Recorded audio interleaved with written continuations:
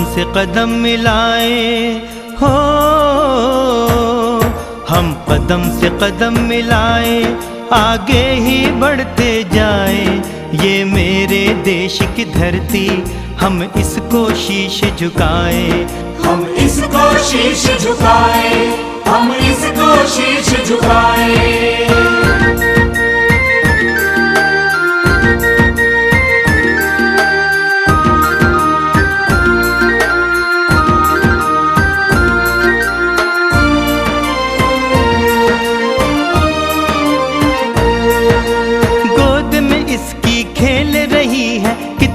पावन नदियाँ इनका जल है, आज भी अमृत बीत गई है सदियाँ, बीत गई है सदियाँ।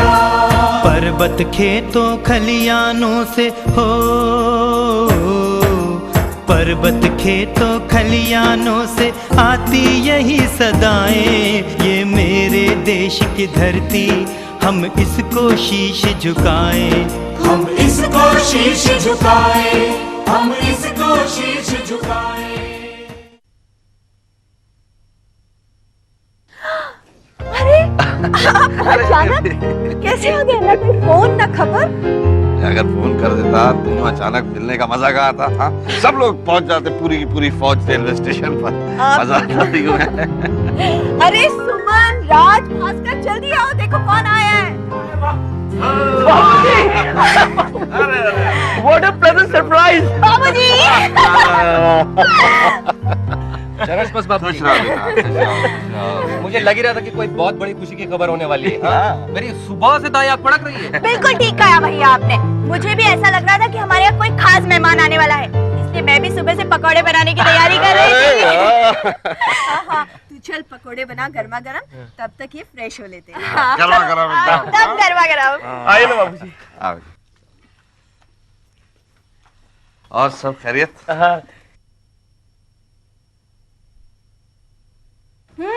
गर्मा गर्म पकौड़े। अरे वाह वाह वाह। बाबूजी, मिलिट्री की नौकरी है तो बहुत अच्छी, लेकिन उसमें कई कई दिनों तक परिवार वालों से मिलना नहीं हो पाता। अरे नहीं बेटा, ऐसी बात नहीं है। सेना का हर नौजवान हर पल अपने परिवार के साथ ही रहता है। हर फौजी के लिए उसका देश ही उसका परिवार है, और तमाम देशवासी उसके भाई बहन हैं, माता पिता हैं। बिल्कुल सही कहा आपने बाबूजी। देश की सीमा पर तैनात हर जवान यही जज्बा लिए रहता है कि अपने परिवार की रक्षा के लिए ही वो फौज में भर्ती हुआ है। मेरा दोस्त अमन भी कारगिल के युद्ध में शहीद हुआ था। आखिरी सांस तक उसकी जुबान पर यही शब्द थे कि उसकी जान उसके देश के लिए गई, उसके देश के काम आई, और इससे बड़ा सौभाग्य उसके लिए कोई नहीं। उसके दोस्तों ने मुझे जब ये बताया तो एक बार को तो मेरा भी दिल हुआ कि काश मैंने भी इंजीनियरिंग का डिप्लोमा ना लिया होता और फौज में भर्ती हो गया होता। बेटा, तुमने तो अमर की शहादत के बारे में सिर्फ सुना है, लेकिन मैंने देखा है, अपनी इन आंखों से देखा है अनेक जवान सिपाहियों को शहीद होते हुए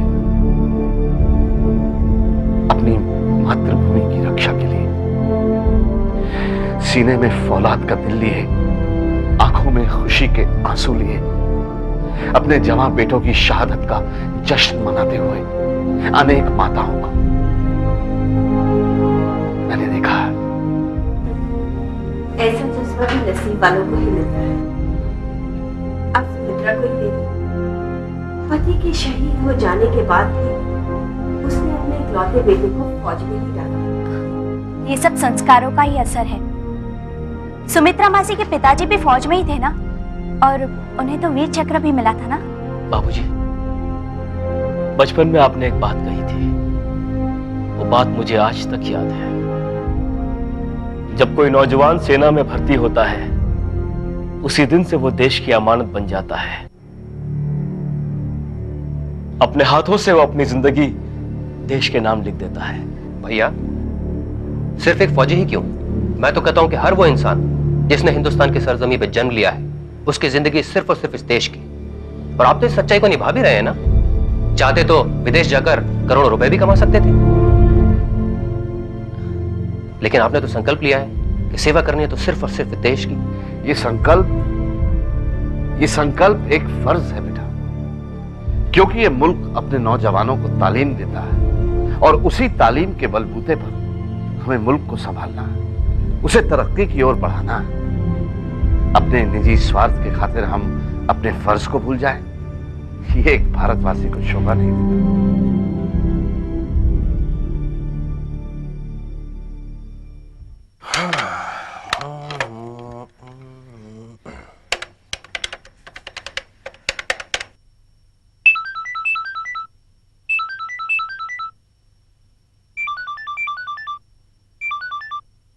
हेलो।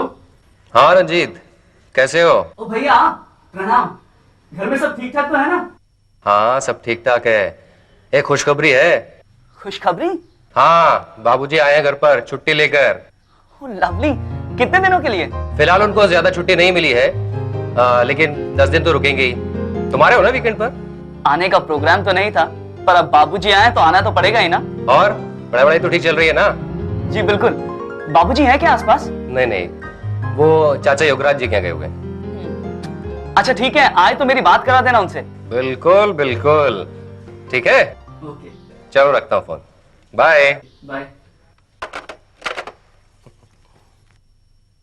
रंजीत, पापा छुट्टी में आए क्या? हाँ 10 दिनों के लिए। यार पापा की सर्विस तो अभी काफी बाकी है ना? पापा ने जिस लगन और ईमानदारी से अपनी नौकरी की है ना, सरकार का बस चले तो उन्हें जिंदगी भर रिटायर ही ना होने। लेकिन कानूनन अभी 8 साल की उनकी सर्विस बाकी है। कभी कभी सोचता हूं कि पापा ने जिंदगी में इज्जत तो बहुत कमाई, लेकिन पैसा कभी ना कमा सके।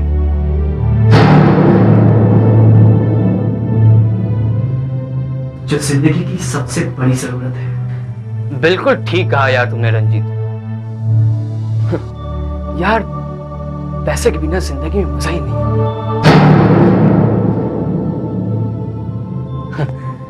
यार जब मैं अपने कुछ अमीर दोस्तों को देखता हूं कि वो ऐश की जिंदगी जी रहे हैं, तो यार ऐसा लगता है कि मैं भी ढेर सारा पैसा कमाऊं, चाहे जरिया कोई भी हो। मेरा भी सोचना यही है यार।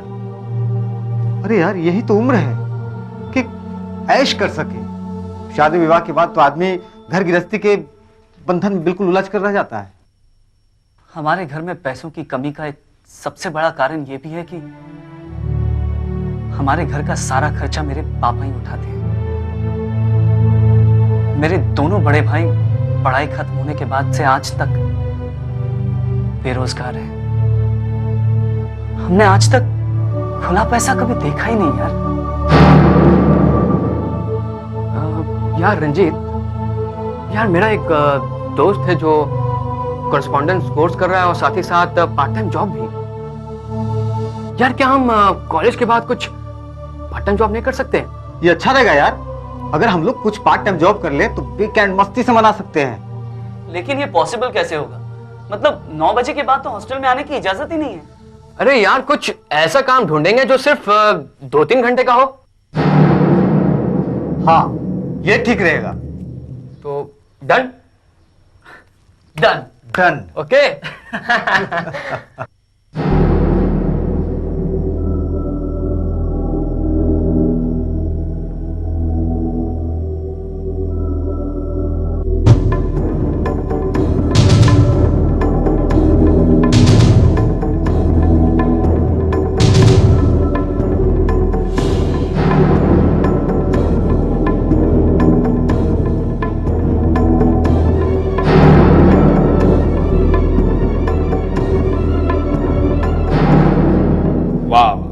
राय साहब, सचमुच खून में एक गर्मजोशी सी आ जाती है ऐसे किस्से सुनकर।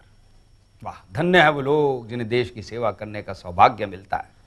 योगराज जी, देशभक्ति और भाईचारे की भावना तो हमें अपने पुरखों से विरासत में मिली है और आपसे मिली है आपके बेटों को। मैंने कितनी बार समझाया राज और भास्कर को कि भाई जब तक नौकरी नहीं मिलती विदेश चले जाओ, कुछ पैसे कमाओ, थोड़ी और जमीन खरीदो, पर नहीं, हर बार उनका एक ही जवाब होता है कि चाचा जिस मिट्टी में पैदा हुए हैं, पले बड़े हैं, उसी में पूरी जिंदगी बिता देंगे। गर्व होता है जी, अपने बच्चों में इतने नेक विचार हैं ये सोचकर। खैर, ये बताइए खेती बाड़ी कैसी चल रही है? बहुत बढ़िया जी, बहुत बढ़िया। इस साल तो गेहूं और धान दोनों की फसल बहुत अच्छी हुई। सच पूछिए तो आपके जो 4 खेत हैं, मेरे 20 खेतों से ज्यादा फले फूले हैं। ये तो सब आपकी मेहनत का फल है जी। दरअसल इन्हीं 4 खेतों की वजह से मुझे पूरे साल घर खर्च की फिक्र नहीं रहती। राय साहब, इस साल जब मैं फसल की रकम देने भाभी जी के पास गया तो हिसाब किताब करने पर पता चला कि रकम दुगनी है, पर भाभी जी 1 पैसा ज्यादा लेने को तैयार न थी। बड़ी मुश्किल से मैंने उन्हें समझाया कि भाई फसल इतनी अच्छी हुई है तभी तो रकम दुगनी हो गई है। शायद इसीलिए मेरे दोनों बेटे जो है नौकरी नहीं करना चाहते। अच्छा ये बताइए कि कितने दिनों की छुट्टियां हैं? वो क्या है जी कि मेरी बदली जो है लद्दाख हो गई, तो अभी ज्वाइन करने में 15-20 दिन बाकी थे। मैंने सोचा एक चक्कर घर का लगा लूं। बहुत अच्छा किया जी। घर परिवार वालों को मिलने से मन बदल जाता है। वो तो है। अच्छा जी, अब इजाजत दीजिए। नहीं ऐसे कैसे भाई साहब, 1 साल के बाद मुलाकात हुई है, खाना खाए बगैर नहीं जाएंगे आप? अरे तो मैं यही हूं, फिर आ जाऊंगा। वो दरअसल रंजीत का फोन आने वाला है। ठीक। अच्छा।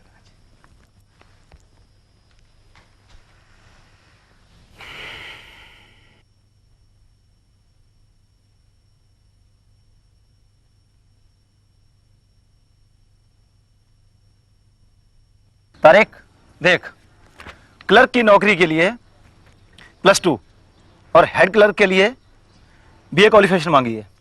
क्या ख्याल है, अप्लाई कर दें? तुझे अप्लाई करना है तो तू कर दे, मेरे घर वाले नहीं मानेंगे। क्यों नहीं मानेंगे?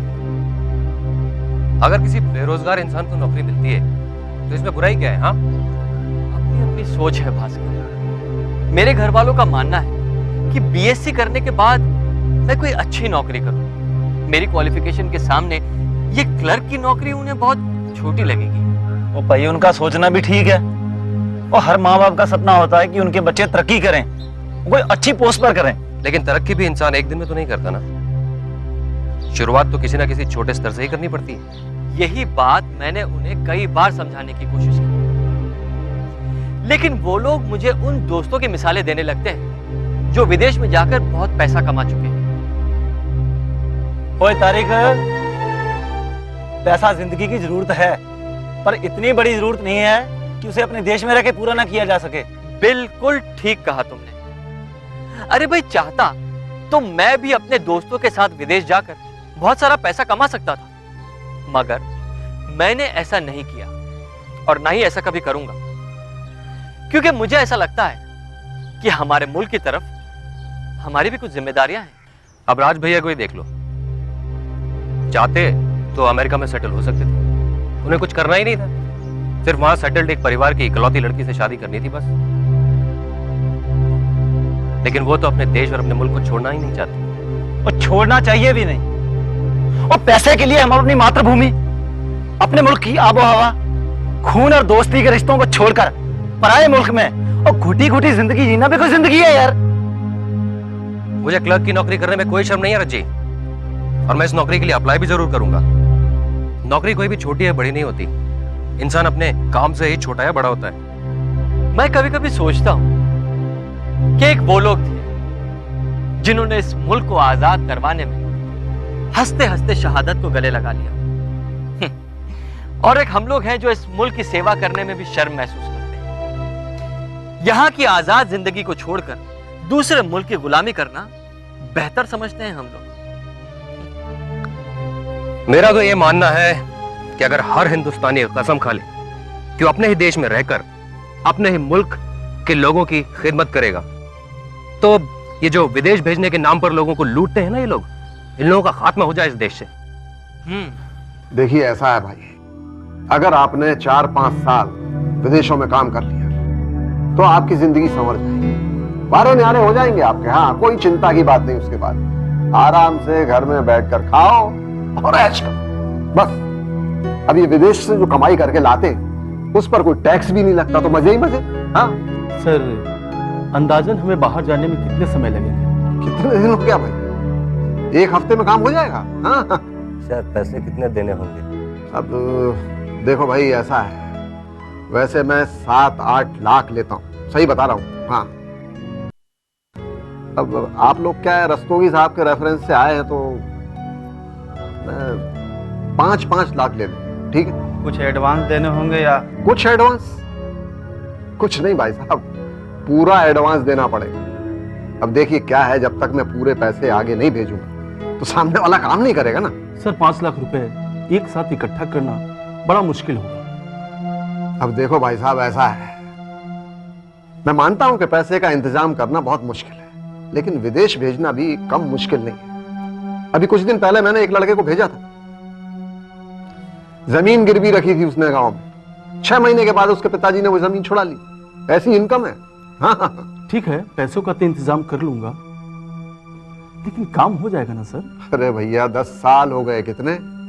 10 साल से रोडपतियों को करोड़पति बना रहा हूं, तो आप लोगों का काम क्यों नहीं होगा? जरूर होगा। ठीक है सर, पैसों का इंतजाम करके हम आपको फोन करते हैं। ठीक है, जैसे ही पैसों का इंतजाम हो जाए रस्तोगी साहब को बता दीजिए, आपका काम पक्का हो जाएगा, टेंशन मत लीजिए, मैं हूं। हाँ?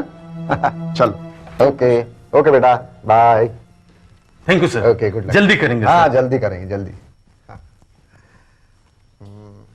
जल्दी करेंगे।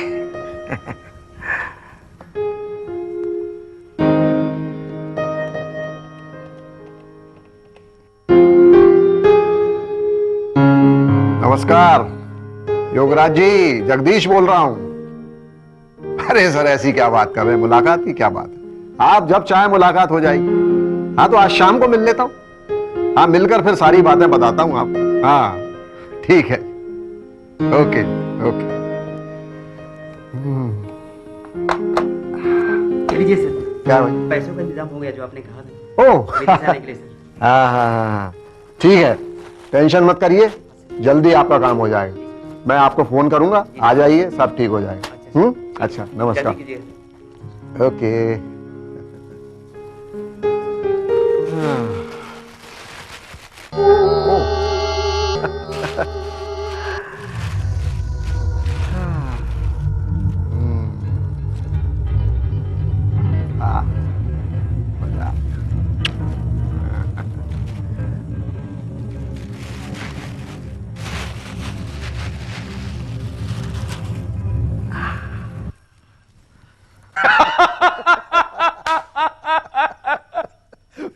भाई वाह जगदीश। वो भी क्या दिन थे हैं? हाँ यार, यकीन ही नहीं होता कि हम भी ऐसी ऐसी हरकतें किया करते थे। हाँ यार, अब वो याद है वो बूढ़ी नानी का किस्सा? हाँ, अरे कितना पीटती थी हमको यार, लेकिन हम पास नहीं आते थे। भाई अभी भी कभी कभी दिल करता है कि आमों के बागीचे में जाएं और ब्लेड से कच्चे कच्चे आम काट के नमक लगा के खाएं। अरे वाह, क्या बात है, क्या याद दिला दिया, बचपन याद दिला दिया यार। अच्छा, एक बात बता यार, वो अपना शम्मी कैसा है? ठीक है, बिल्कुल बाप की तरह टकाटक। आया था पिछले हफ्ते, कह रहा था कि पढ़ाई पूरी होते ही उसे उसके मतलब की नौकरी मिल जाएगी। नौकरी? बताओ, कोई बता जगदीश, जमींदारों के बेटों ने भी कभी नौकरियां की हैं? अरे नहीं यार। ये जनाब रिवायत बदलने चले हैं। लेकिन मेरे एक बात समझ में नहीं आ रही, अगर नौकरी भी करना है तो बाहर जाने की क्या जरूरत है यार? तो मैं बैठा हूं ना, अरे भाई अपने ऑफिस में नौकरी करवा देंगे। अच्छा तू बता जगदीश, भाई वो काम वाम ठीक चल रहा है? अरे बस यार, ऊपर वाले की दया है, माय गॉड। पैसा जो है ना, पैसा पानी की तरह आ रहा है, पानी की तरह, माय गॉड, बहुत मजा। भाई पानी की तरह ही आना चाहिए पैसा, तभी तो ये ऐशो आराम का सामान मिलेगा। मिलेगा? अरे ऐसी कैसी बात कर रहा है, मिलेगा नहीं यार, ऐसा बोलिए, ऐशो आराम कैसे बढ़ेगा, कैसे बढ़ेगा? फोन बजा। ये भाई कौन है भाई? हेलो, कौन? जगदीश। हाँ, 4 लड़कों क्या हुआ? जी सर, वो मैंने 5 लड़के आए थे, तो मैंने 3 का सिलेक्शन कर दिया है और मैं जल्दी ही उनको आपके पास भेज रहा हूँ। हाँ आप चिंता ना करें, मैं भेज रहा हूँ, मुझे याद है। ठीक है भाई। जगदीश ये लड़कों को कहाँ भेज रहा है? नहीं यार, जहाँ से पैसा पानी की तरह आता है।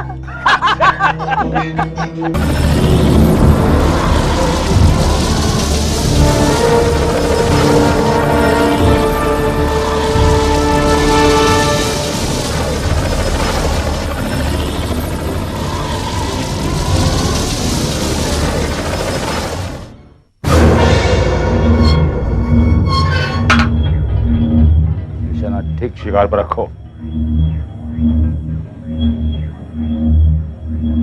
My name is Douglas. No minus, always plus.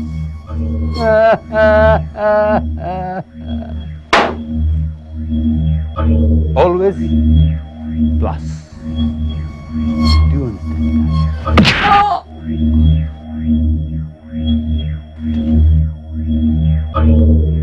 Do you?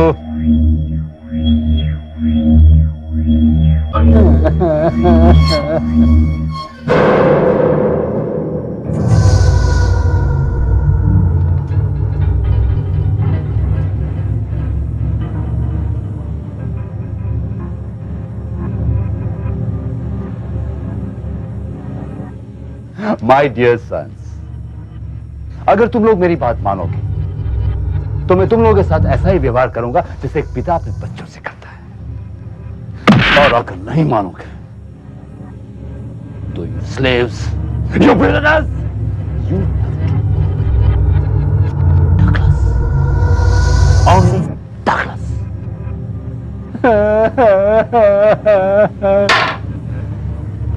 अब जनाब तुम लोग क्या?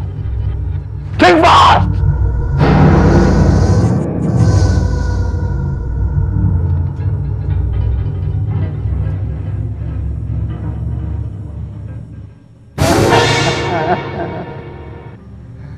तो तुम लोग सीधी तरह नहीं मानोगे। मनवाने के मेरे पास बहुत तरीके हैं, बहुत से तरीके हैं।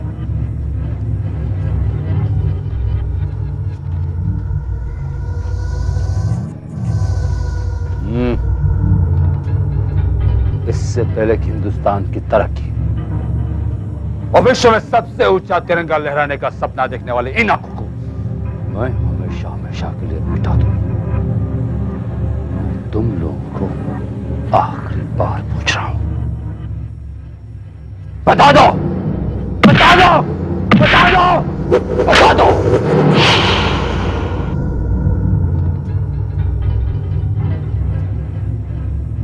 My name is Douglas.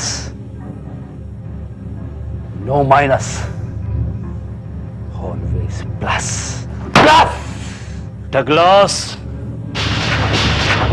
यदि तुम इस गलतफहमी में हो कि तुम भारत मां के बच्चों को डरा धमकाकर अपनी बात मनवा लोगे, तो ये तुम्हारी बचकानी सोच है।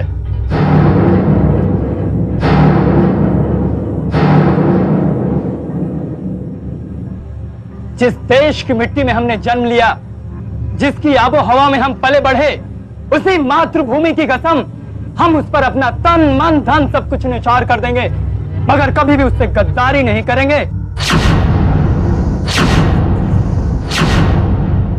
अगर तुम अपनी सलामती चाहते हो तो सराफत से हम लोगों को हिंदुस्तान भेज दो, वरना तुम्हारा वो अंजाम होगा कि तुम सपने में भी नहीं सोच पाओगे।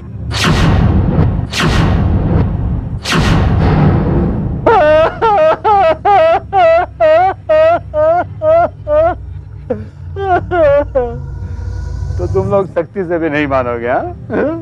कोई बात नहीं, नरमी का खेल अपनाते हैं, प्यार से, हाँ? My name is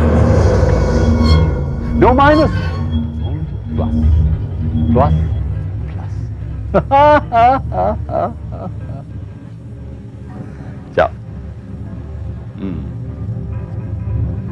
हाँ, तुम्हारी माँ की कनपट्टी पर पिस्तौल रखी गई है, मेरे इशारे पर चल। नहीं डगलस, तुम ऐसा नहीं कर सकते।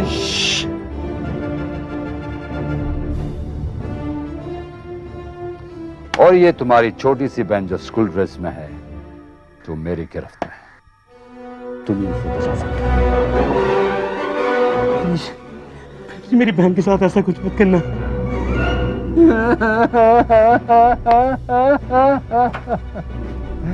तो कुछ इरादा बदला? 26 जनवरी हिंदुस्तान में मनाया जाने वाला गणतंत्र दिवस, उस दिन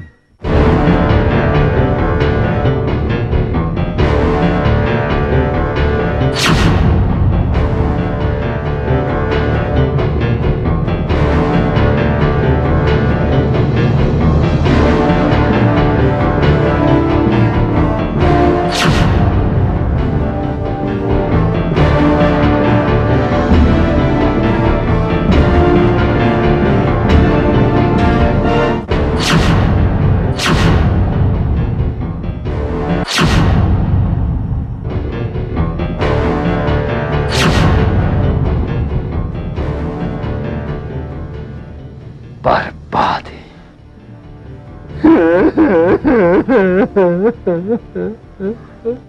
इन द्वीपों पर हमेशा डगलस का कब्जा रहा है और हमेशा रहेगा। हिंदुस्तान हो क्या, विश्व में कोई भी कब्जा छीनना तो दूर, ऐसा सपना भी सोच नहीं सकता।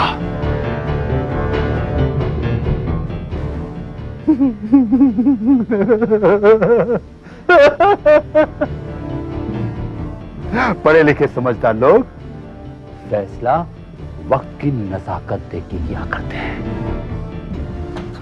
तुम सब लोगों को मैं शाम तक का वक्त देता हूं।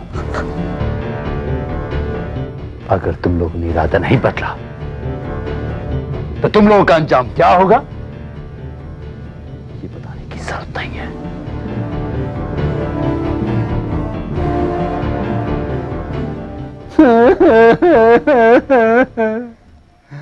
My name is Douglas. No minus, always plus. Always. Remember that. इन सबको बंद कर दो। चुप।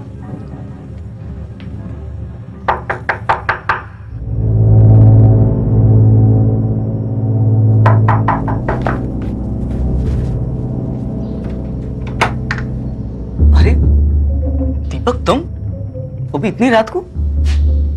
जेब गर्म करना चाहते हो? जेब कर? लेकिन कैसे? मेरे पास एक आइडिया है। 2-3 हजार रुपए आराम से कमा सकते हैं। लेकिन करना क्या होगा?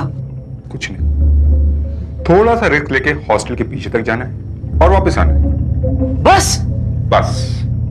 चले? चलो।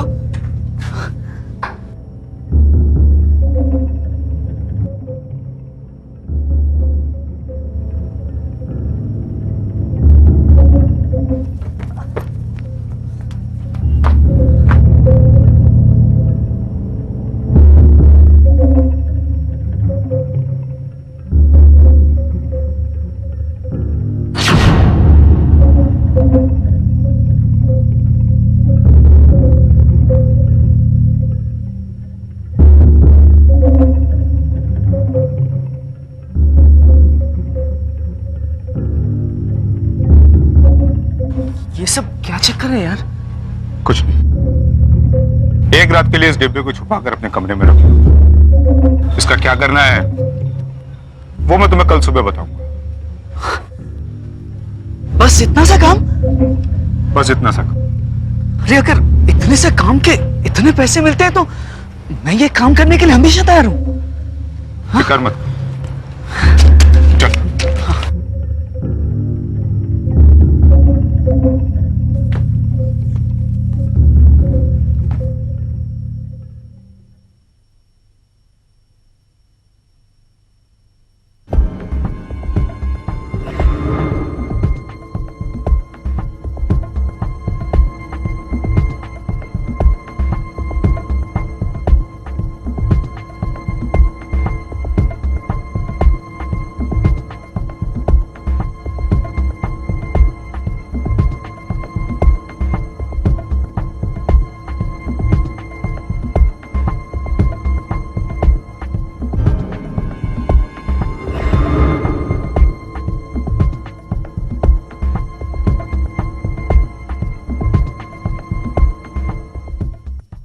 यार मैं कभी कभी सोचता हूँ हमारे देश में क्या माहौल रहा होगा नहीं जब हम आजाद नहीं थे।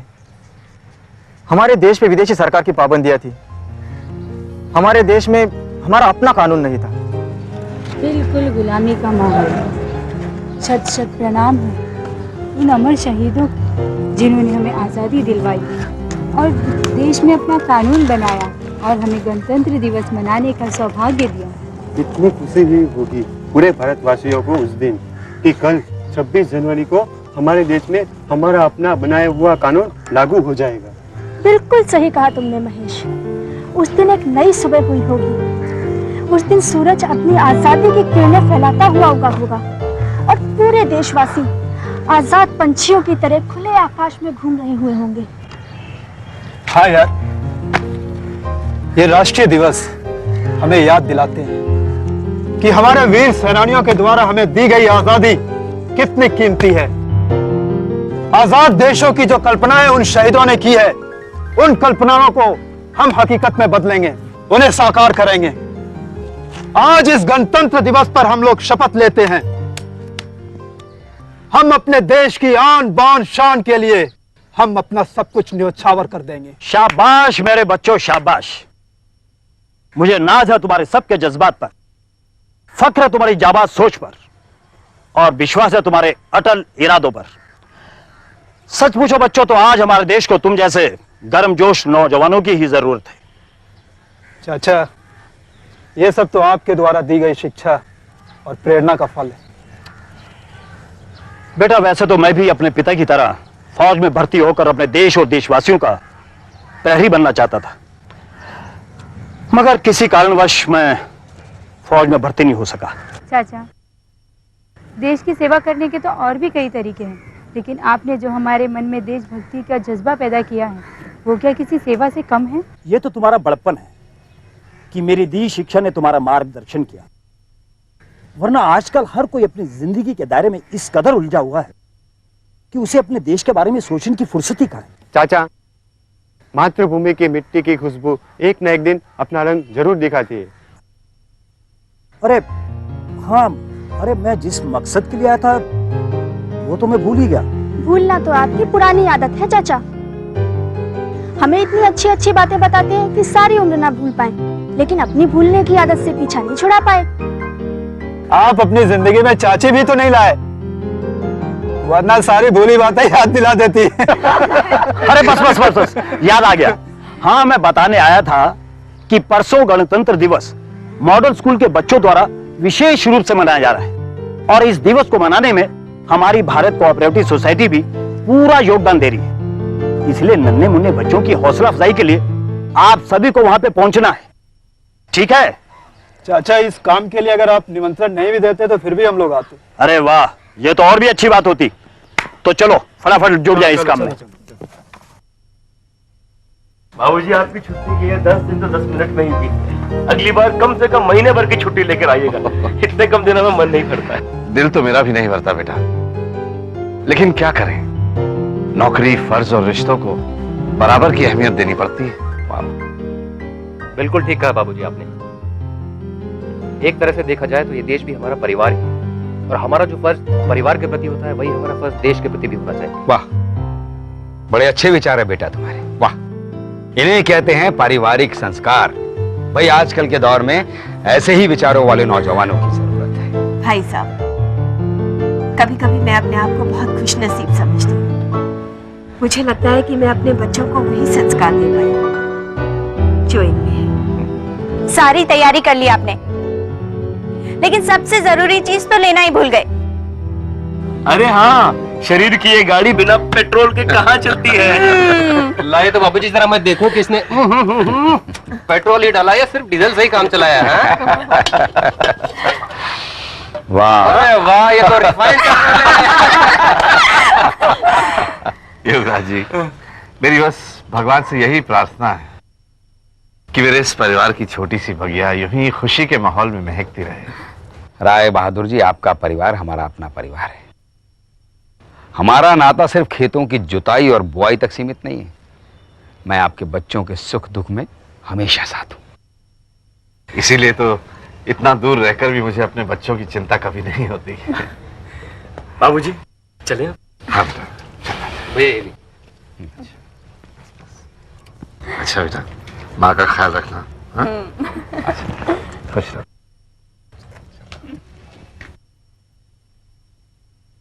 आता हूँ।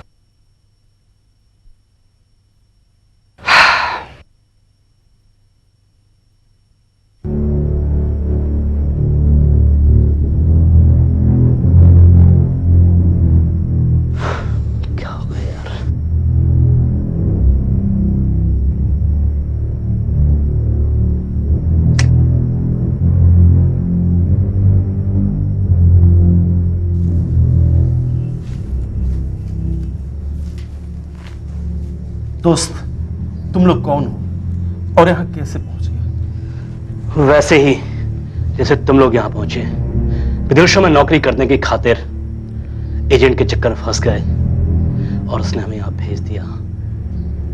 और हम लोगों को यहाँ पर लाकर ऐसा काम कराया जा रहा है जो कि एक हिंदुस्तानी के खून में है ही नहीं। क्या करने के लिए मजबूर किया जा रहा है आपको? देश के साथ गद्दारी। यहाँ हमें जासूसी की ट्रेनिंग देकर हिंदुस्तान वापस भेज दिया जाता है ताकि वहां की खुफिया जानकारी हम भेज सकें, जिससे ये हमारे देश के अमन चैन शांति भंग करके अशांति और आतंक का माहौल बना सके। लेकिन क्या उनके अत्याचार को इसी तरह से सहन करते रहोगे? हम किसी न किसी को उनके खिलाफ जंग तो छेड़नी ही होगी। तो तुम छेड़ सकते हो ये जंग? ये जंग मैं छेड़ूंगा। नहीं दोस्त, कहना जितना आसान है ना, करना उतना ही मुश्किल।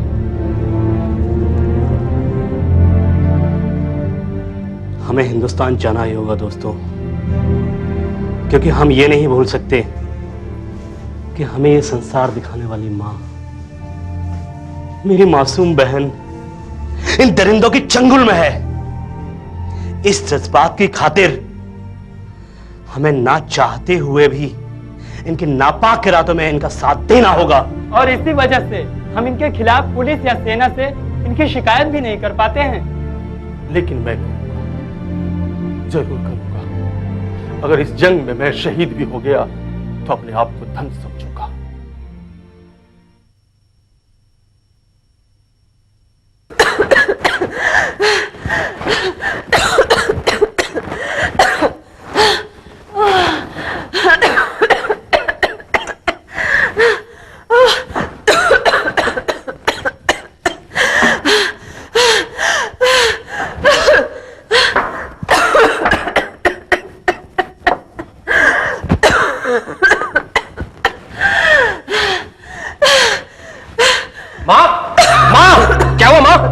भैया, माँ क्या हो गया माँ को? माँ ठीक तो माँ? भैया आप जल्दी से योगराज अंकल की गाड़ी लेके आइए। माँ ख्याल रखो। माँ क्या हुआ? इधर आओ। आराम से माँ, आराम से। यहाँ बैठो। सुमन तुम जल्दी से एक गिलास पानी लेके आओ। माँ आप ठीक तो है ना माँ? और आ जाओ, और जल्दी जल्दी बैठो। मुझे लगता है भाभी को फौरन हॉस्पिटल लेकर जाना होगा। बैठो।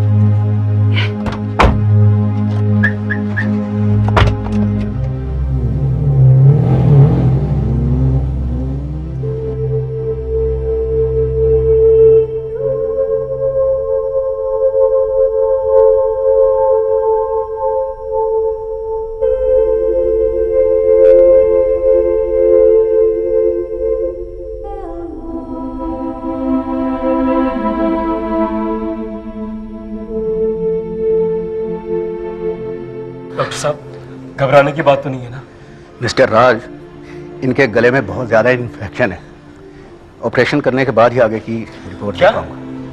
लेकिन डॉक्टर साहब, ऑपरेशन कब तक करना पड़ेगा? इमीडिएटली। जरा सी भी देर करने से खतरा हो सकता है। डॉक्टर साहब आप फौरन ऑपरेशन की तैयारी कीजिए। जी जी। नर्स, इन्हें ऑपरेशन थिएटर पहुंचाओ। आप लोग प्लीज 12 मिनट। जी चाचा जी, माँ माँ आप जल्दी ठीक हो जाओ।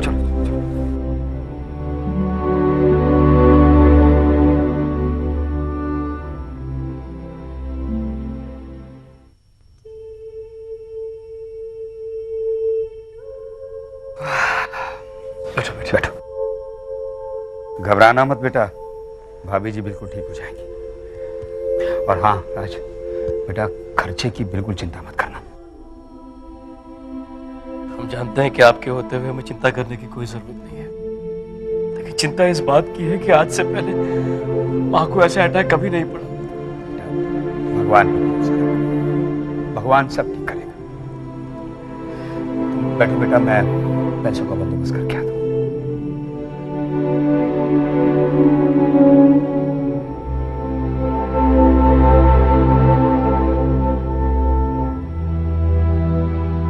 मां से बड़ी दौलत इस दुनिया में और कोई नहीं। मैं दौलत कमाऊंगा, मैं दौलत जरूर कमाऊंगा, ताकि मां रूपी इस अनमोल दौलत का साया हमेशा हम सबके सर पर रहे।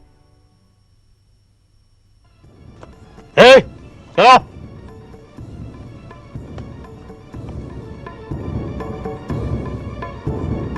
चलो जल्दी, काम ठीक से होना चाहिए वरना जान से मार देंगे, समझे? चलो जल्दी।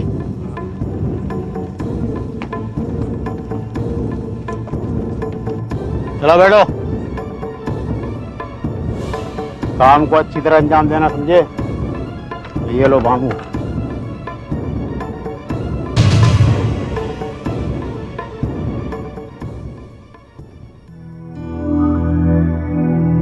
राज बेटा, भाभी को अंदर ले जाओ, आराम करने दो।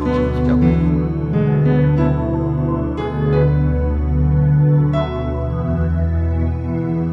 पास कर इधर बेटा, बैठो। जी चाचा। बेटा, मैंने तुम्हारा और तुम्हारे जो दोस्त हैं, क्या नाम है, राजेंद्र और तारिक, उनका विदेश जाने का बंदोबस्त कर दिया है। परसों ही तुम्हें निकलना होगा। बहुत बहुत शुक्रिया चाचा जी, बस मेरे पीछे जरा माँ का ख्याल रखिएगा। अरे बेटा, ये भी कोई कहने वाली बात है। चाचा जी, वो माँ के इलाज के जो पैसे हैं ना, वो मैं जल्दी लौटा दूंगा। कैसी बातें कर रहे हो तुम? हाँ, जैसे कौशल्या तुम्हारी माँ है, मेरी भाभी है, ऐसी बातें नहीं करते बेटा। हाँ, विदेश पहुंचते ही फोन जरूर कर देना। जी चाचा जी। मैं चलता हूँ। खुश रहो, खुश रहो।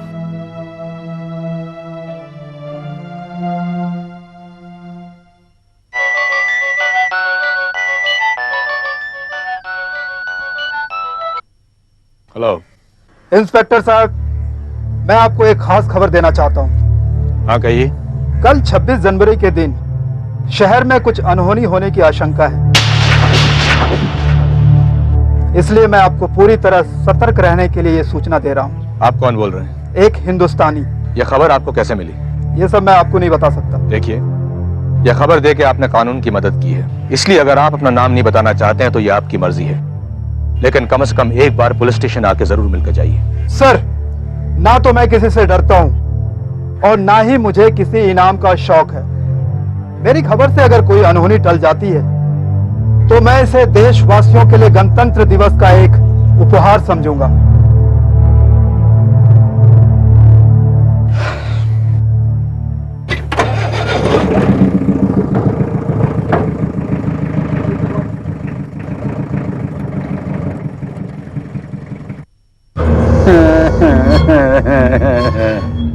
My name is Douglas.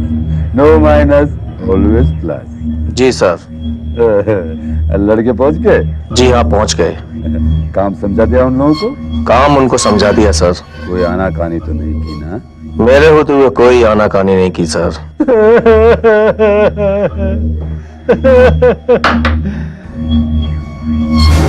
एक काम जान। जी।